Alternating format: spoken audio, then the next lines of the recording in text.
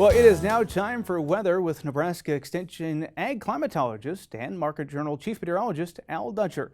Al, the heat certainly kicked into high gear this past week. How are things looking as we turn to the tail end of the month of July? Well, Bryce, we're here back for the weekly forecast, and during this last week, of course, we've seen a lot of heat across western Nebraska. In fact, on Monday, the temperature at the Shadron Airport reached up to 111 degrees.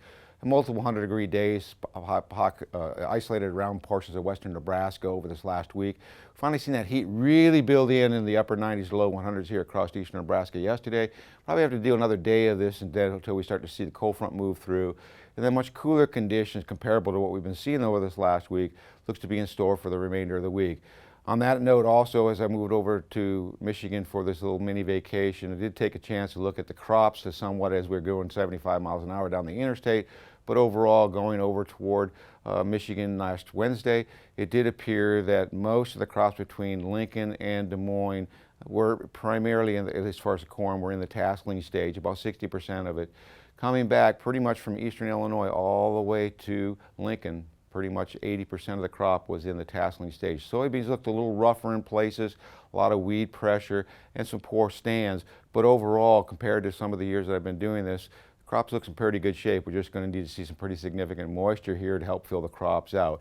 That is look like to be in store as we go through this next 7-day period. So let's take a look at the upper air models. The first thing I'll draw your attention to is that we have the wave moving through the northern plains. That'll keep the precipitation primarily to the north of us as we have that high pressure ridge to our southwest. That's going to keep the moisture coming up into our region and very warm temperatures. Low pressure sets up over northwestern portions of Kansas. That may help to develop some thunderstorm activity across east central southeast Nebraska during the daytime and then in the overnight hours as we start to see this cold front pushing in with the trough developing over the Great Lakes. A little bit cooler air starts to work into our region. Once again, we have low pressure over the Oklahoma Panhandle. There is a little bit of moisture that'll surge up through the Intermountain region, but the primary focus of heavy precipitation will be over the Great Lakes.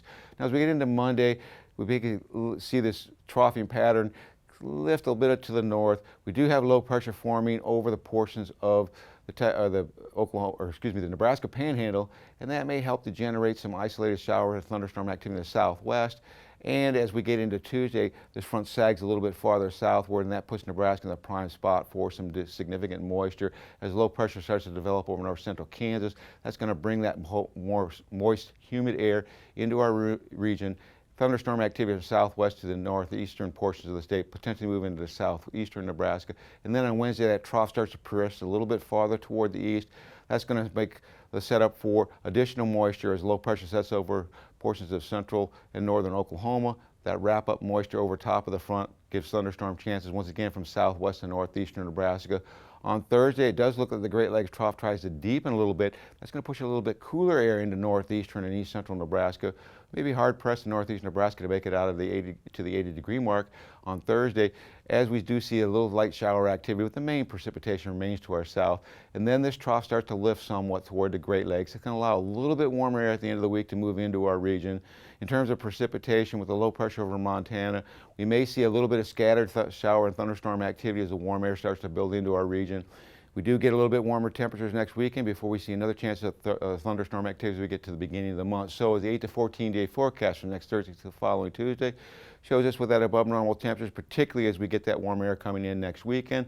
And in terms of precipitation, with the main frontal boundary to our southwest, the primary activity will be to our south. We can't rule out portions of the I-80 corridor in southern Nebraska for occasional chances for thunderstorm activity.